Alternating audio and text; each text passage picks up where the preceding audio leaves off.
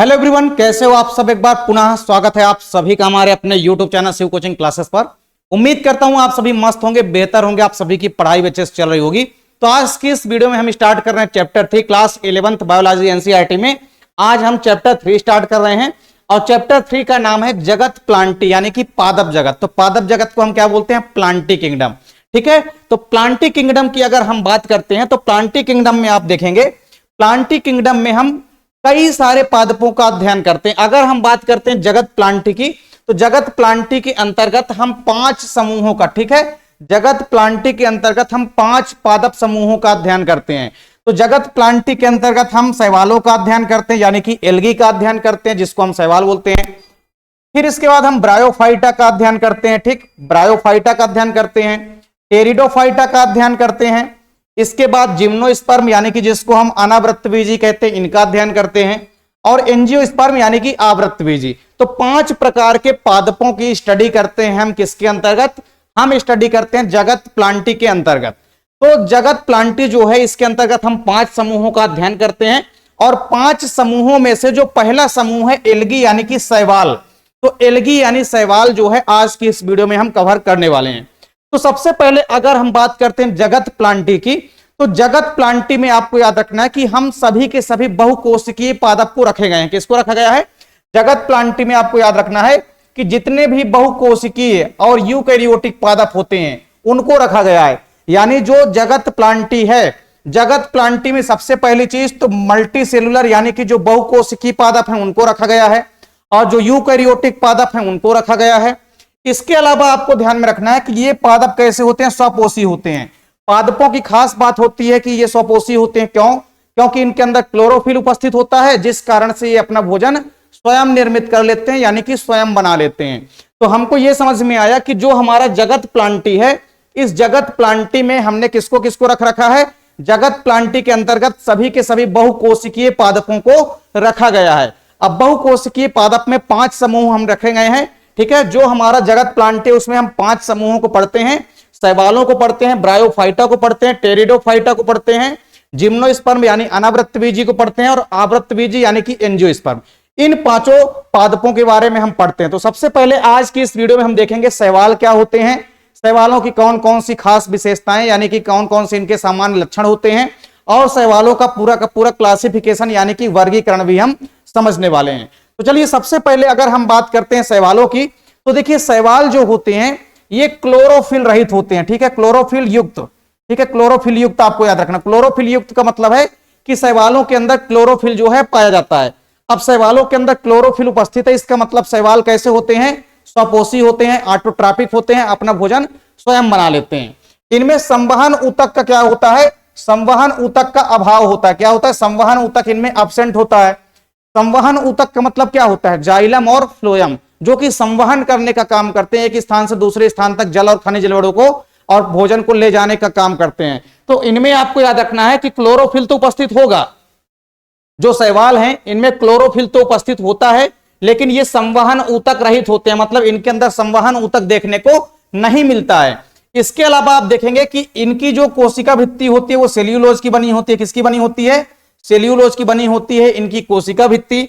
और इसके अलावा आप देखेंगे इनके अंदर कोशिकीय जननांग वाले तथा स्वपोषित जीव आते हैं। ठीक है, ये सभी के सभी स्वपोषित जीव हैं। यानी अगर शैवाल की बात करते हैं तो शैवाल जो है स्वपोषी पौधा है और स्वपोषी है, इसका मतलब इसके अंदर क्लोरोफिल उपस्थित होता है जिस कारण से अपना भोजन स्वयं बना लेते हैं, ऑटोट्रॉपिक होते हैं। तो शैवालों में खास बात सबसे पहले आपने क्या देखी कि शैवाल ऐसे पादप होते हैं जिनमें क्लोरोफिल उपस्थित होता है और संवहन ऊतक अनुपस्थित होता है। ठीक है, तो जाइलम और फ्लोएम क्या होगा? जाइलम और फ्लोएम क्या होगा? इनके अंदर जाइलम क्या होगा?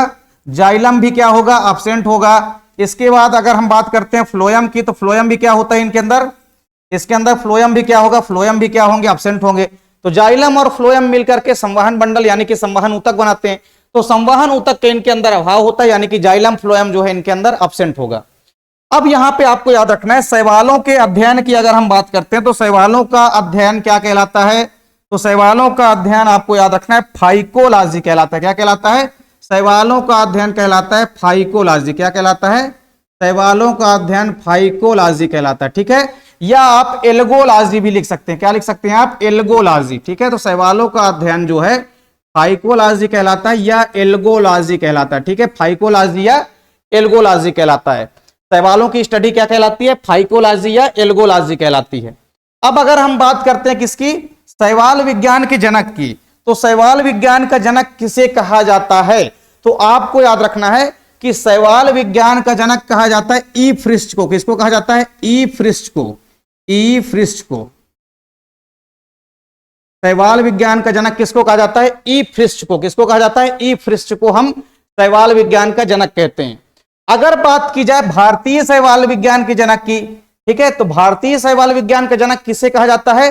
तो आपको याद रखना है ओपी अयंगर। किसको कहा जाता है? भारतीय शैवाल विज्ञान का जनक किसको कहा जाता है? ओपी अयंगर को। किसको कहा जाता है? ओपी अयंगर को कहा जाता है। ठीक है, तो ये पॉइंट भी आपको नोट करना है। भारतीय शैवाल विज्ञान का जनक ओपी अयंगर को कहा जाता है और ओवरऑल शैवाल विज्ञान का जनक किसे कहा जाता है? ई फ्रिस्ट को कहा जाता है। शैवालों का अध्ययन क्या कहलाता है? फाइकोलॉजी कहलाता है या कि एल्गोलॉजी कहलाता है। तो इसका आप लोग स्क्रीनशॉट ले सकते हैं। शैवालों की बेसिक जानकारी आपको पहले पता होना चाहिए। अब हम बात करते हैं शैवालों की प्रमुख विशेषताओं की। तो सबसे पहली विशेषता तो यह है शैवाल की कि जो शैवाल की संरचना होती है, शैवाल की जो संरचना होती है, पूरी की पूरी जो शैवाल का स्ट्रक्चर होता है वो थैलस रूपी होती है। जो शैवाल होते हैं इनकी बॉडी कैसी होती है? थैलस लाइक होती है, थैलस रूपी। अब थैलस रूपी का मतलब क्या है? थैलस रूपी का मतलब यह है कि आप जब शैवाल की पत्ती को देखेंगे तो शैवाल की पत्ती में आप स्पष्ट रूप से जड़, तना और पत्ती को नहीं पहचान पाएंगे। ठीक है, स्पष्ट रूप से आपको जड़, तना और पत्ती दिखाई, स्पष्ट रूप से आपको जड़, तना और पत्ती ये दिखाई नहीं देंगे। यानी इसका मतलब क्या है कि जिस पौधे में हमको स्पष्ट रूप से जड़, तना और पत्ती दिखाई ना दें उस पौधे को हम बोल सकते हैं शैवाल। तो शैवाल की संरचना कैसी होती है? थैलस रूपी होती है, यानी कि स्पष्ट रूप से जड़, तना और पत्ती में विभक्त नहीं होती है। फिर शैवाल की दूसरी विशेषता आपको याद रखना है कि शैवाल जो है कई अलग अलग रूपों में पाए जाते हैं। शैवाल जो है कई अलग अलग रूपों में पाए जाते हैं। जैसे कुछ शैवाल तो ऐसे होते हैं जो कि तंतुवत रूप में पाए जाते हैं। कैसे मतलब? तंतुवत मतलब क्या होता है? फिलामेंट। तंतुवत मतलब ये फिलामेंट के रूप में पाए जाते हैं। तो कुछ शैवाल फिलामेंट के रूप में पाए जाते हैं। जैसे आप लोग अगर एग्जाम्पल लिखना चाहें तो आप लोग लिख सकते हैं, कुछ शैवाल ऐसे हैं जो कि फिलामेंट के रूप में पाए जाते हैं। उन शैवालों के नाम आप लिख सकते हैं। उसमें से एक तो है ऊडोगोनियम। कौन सा शैवाल है? ऊडोगोनियम। तो ऊडोगोनियम एक ऐसा शैवाल है जो कि फिलामेंटस एल्गी होता है। ठीक है, ऊडोगोनियम। तो ऊडोगोनियम जो है फिलामेंटस एल्गी होता है। ठीक, इसके अलावा आप लोग और लिख सकते हैं कई सारे एग्जाम्पल। फिर इसके बाद कॉलोनियल होते हैं। कुछ शैवाल कैसे होते हैं? कॉलोनियल होते हैं, मतलब कॉलोनी बना करके रहते हैं। जैसे एक कॉलोनी बना लेंगे और वहीं पे फिर हजारों की संख्या में शैवाल जो है उपस्थित रहेंगे। तो कुछ शैवाल तो फिलामेंट के रूप में होते हैं, जैसे ओडोगोनियम हो गया। और कुछ शैवाल कैसे होते हैं? कॉलोनियल होते हैं। कॉलोनियल एल्गी का सबसे बड़ी एग्जाम्पल क्या है? कॉलोनियल एल्गी का सबसे बड़ा एग्जाम्पल आपको याद रखना है क्या होता है? वॉलवॉक्स। क्या याद रखना है आपको? वॉलवॉक्स। तो वॉलवॉक्स जो है ये सबसे बढ़िया कॉलोनियल एल्गी है। ठीक है, वॉलवॉक्स। तो वॉलवॉक्स जो है ये क्या है? वॉलवॉक्स जो है, वॉलवॉक्स एक कॉलोनियल एल्गी है, कॉलोनी बना करके रहता है। ठीक है, वॉलवॉक्स को हम रोलिंग एल्गा के नाम से भी जानते हैं। तो दो विशेषता आपको समझ में आ गई होगी। सबसे पहली विशेषता तो ये है कि किसी भी शैवाल की संरचना जो होती है वो थैलस रूपी होती है। कैसी होती है? थैलस रूपी होती है, मतलब देखने में आप स्पष्ट रूप से जड़, तना और पत्ती को स्पष्ट रूप से नहीं देख पाएंगे शैवाल में।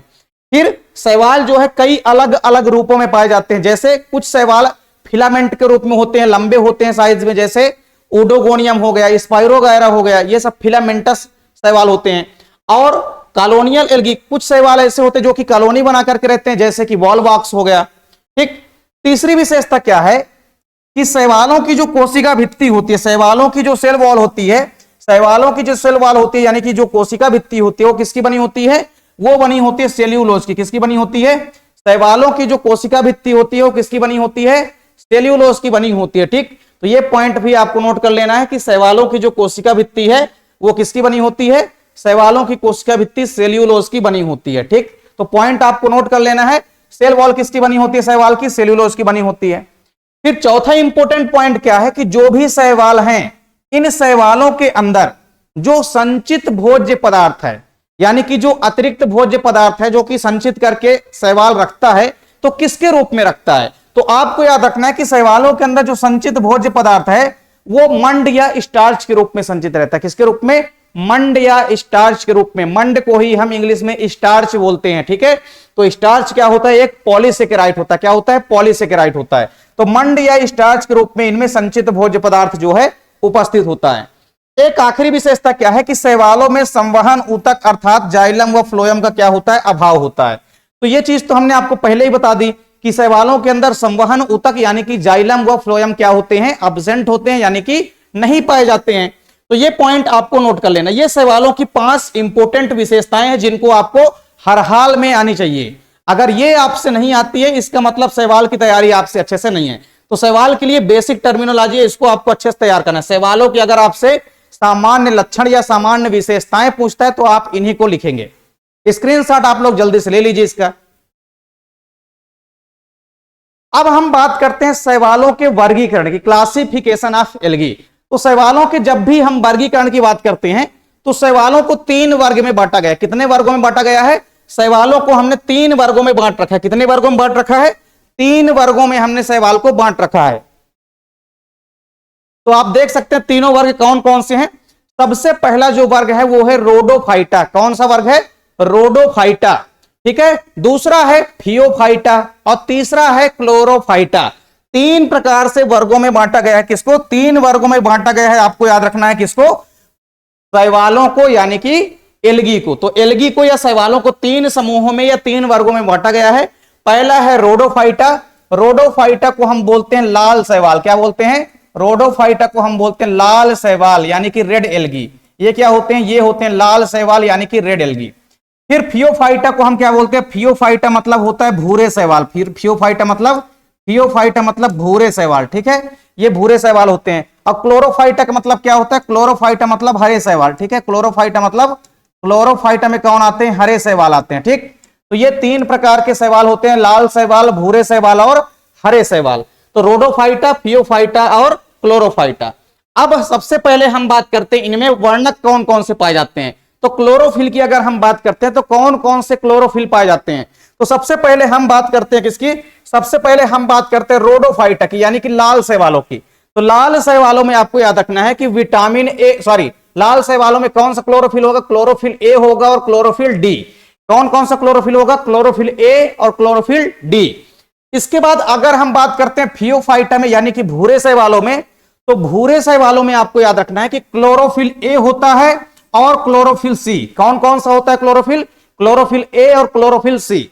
वहीं अगर हम बात करते हैं क्लोरोफाइटा की तो इसमें क्या होता है? इसमें क्लोरोफिल ए होता है और क्लोरोफिल बी। ये दोनों क्लोरोफिल जो है पाए जाते हैं। अब इसके अंदर आपको याद रखना है कि क्लोरोफाइटा मतलब ये हरे शैवाल हैं, तो ये हरे रंग के दिखाई देते हैं। तो हरा रंग इनके किसके कारण होता है? क्लोरोफिल के कारण होता है। इसके अलावा कैरोटीनाइट या कि कैरोटीन वगैरह इनके अंदर जो है पाए जाते हैं अतिरिक्त प्रकार के वर्णक, ठीक है। तो हरे शैवाल में कैरोटीनाइट वगैरह की भी कुछ मात्रा पाई जाती है। इसके अलावा फियोफाइटा की अगर हम बात करते हैं तो फियोफाइटा में आप क्या देखेंगे कि जो फियोफाइटा होते हैं, ठीक, फियोफाइटा में आपको थोड़ा सा ध्यान में रखना है। जो फियोफाइटा होते हैं इनमें फ्यूकोजैंथिन, इनमें एक वर्णक पाया जाता है फ्यूकोजैंथिन, जिसका नाम क्या है? फ्यूकोजैंथिन। और इस फ्यूकोजैंथिन वर्णक के कारण ही जो भूरे शैवाल होते हैं इनका रंग भूरा होता है, ठीक है। तो अगर कोई आपसे पूछे कि भूरे शैवालों का जो भूरा रंग होता है किसके कारण होता है, तो वो होता है फ्यूकोजैंथिन नामक वर्णक के कारण। तो अगर फ्यूकोजैंथिन क्या है? ये भी एक वर्णक है जो कि क्लोरोफिल के अतिरिक्त पाया जाता है किसमें? भूरे शैवालों में, ठीक है। तो फ्यूकोजैंथिन के कारण ही भूरे शैवालों का रंग जो है भूरा होता है, यानी कि ब्राउन होता है। ये ब्राउन एल्गी होते हैं, ठीक है। अब इसके बाद हम बात करते हैं रोडोफाइटा की। तो रोडोफाइटा में क्लोरोफिल तो विटामिन ए और डी पाया जाता है, लेकिन इसके अलावा आपको याद रखना है, इसके अलावा इनमें एक और चीज पाई जाती है जिसको हम बोलते हैं फाइकोइरिथ्रिन। इसमें एक और वर्णक पाया जाता है जिसको हम बोलते हैं फाइकोइरिथ्रिन। क्या बोलते हैं? इसको हम बोलते हैं फाइकोइरिथ्रिन। तो फाइकोइरिथ्रिन जो वर्णक होता है ये भी शैवालों के अंदर मिलता है, ठीक है। किस शैवाल के अंदर? रोडोफाइटा के अंदर। तो लाल शैवालों का जो लाल रंग होता है ये फाइकोइरिथ्रिन नामक वर्णक के कारण होता है। किस वर्णक के कारण होता है? फाइकोइरिथ्रिन वर्णक के कारण लाल शैवाल का जो रंग लाल होता है वो किसके कारण होता है? फाइकोइरिथ्रिन के कारण, ठीक। तो आपको क्लोरोफिल भी समझ में आ गया कि किस प्रकार के शैवाल में कौन कौन से क्लोरोफिल पाए जाते हैं। अब हम बात करते हैं संचित भोज्य पदार्थ की। तो संचित भोज्य पदार्थ की अगर हम बात करते हैं तो रोडोफाइटा जो होते हैं लाल शैवालों में जो संचित भोज्य पदार्थ होता है वो होता है फ्लोरिडियन स्टार्च के रूप में। किसके रूप में? फ्लोरिडियन स्टार्च के रूप में होता है।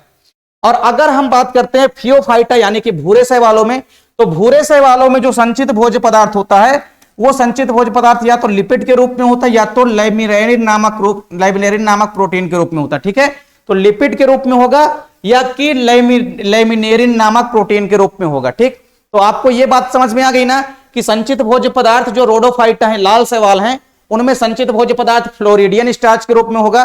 ठीक, फियोफाइटा यानी कि भूरे शैवालों में जो संचित भोज्य पदार्थ है वो लिपिड के रूप में मुख्य रूप से होता है।